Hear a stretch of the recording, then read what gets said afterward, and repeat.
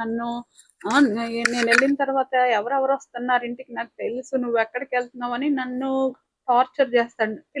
పిల్లని కూడా అలాగే కన్న పిల్లని కూడా అలాగే మాట్లాడతాడు. నాకు అసలు పుట్టలేదు అని మాట్లాడతాడు. అంటే 25 సంవత్సరాల నుండి ఇదే బాధలు పడుతున్నాను, ఓర్చుకున్నాను. ఇంక నా వల్ల కాలేదు, నన్నే చంపేస్తాను అంటా ఉంటాడు పొద్దాక. 3-4 సార్లు అటెంప్ట్ చేశాడు.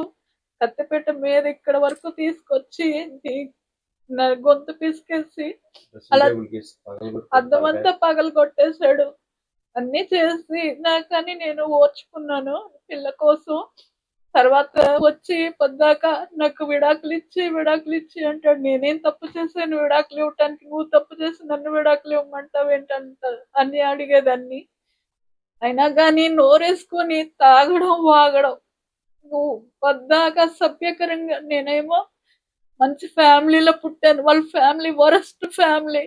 అందరూ కలిసి నా మీదకి వచ్చేసి నేను మాట్లాడలేనని అసభ్యకరంగా మాట్లాడతారు.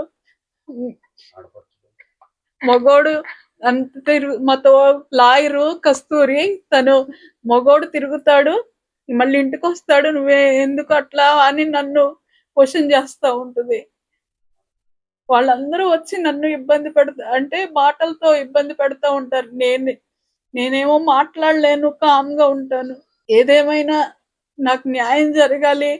SC cell, Telugu Desam party SC cell president Songa Sanjay Varma. పోలీసులు వచ్చారండి మార్నింగ్. మేము ఫోన్ చేస్తే 3:30కి. అప్పుడు వాళ్ళు విన్నారు, అమ్మా నువ్వు వెంటనే వెళ్ళి పోలీస్ కేసు పెట్టు, ఆయన ఇంత ఇదిగా మాట్లాడుతున్నారు, నేను సాక్ష్యం చెప్తాను వచ్చి అని అన్నారు. పోలీస్ పెట్టొచ్చానండి.